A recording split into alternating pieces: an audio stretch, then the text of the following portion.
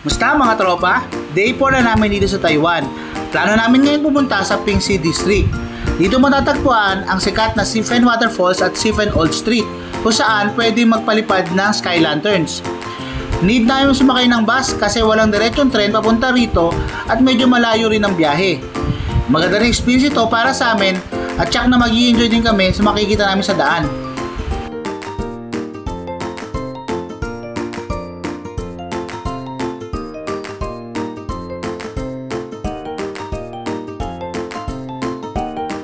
Unfortunately, nakatulog ako kaya hindi ko nakunan yung mga dinaanan namin.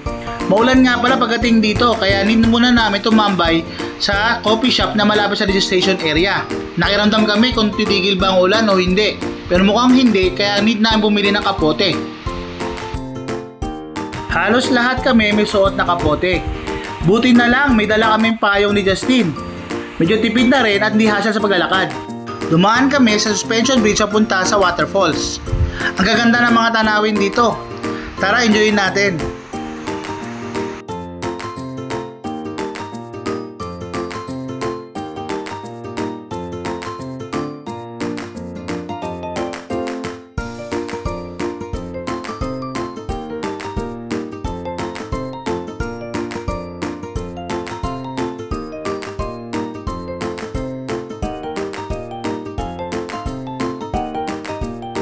Bukod sa waterfalls ay pwede ka rin pumunta sa mga tea house dito.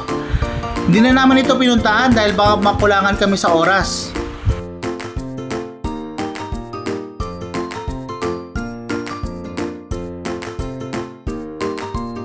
Actually, marami pang waterfalls na pwede puntahan dito. Pero dahil maulan at magkakalayo ay hindi na kami tumuloy.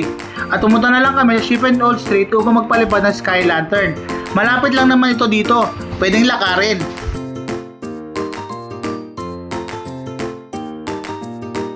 Sa wakas, nakarating na rin kami sa location.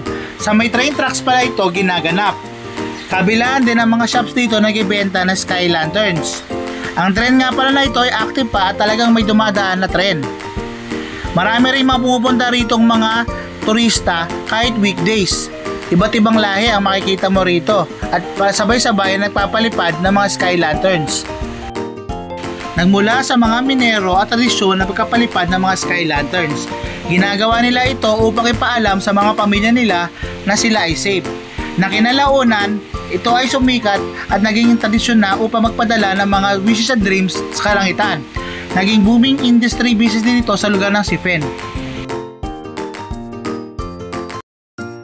Sa mga shop sa gilid ng Rilisan Tren, pwede ka bumili ng mga sky lantern. May mga souvenir items din na makikita ka rito na pwede mong pagpilian. Pwede ka magbayad through cash or credit card. Ang pinili nga pala naming kulay ng sky lantern ay pula. Bukod sa ito ay mas mura, ito ang paboritong kulay ni Justin. Tuwang-tuwa ang mga bata sa pagsusulat ang mga pangarap nila for the year 2025 sa mga sky lanterns. Nakaka-excite. Sana magkatotoo lahat. Maganda! Pogi! Hello! Kumusta? Iku hawa! 1, 2, 3, bitaw! Palapa! Palapa!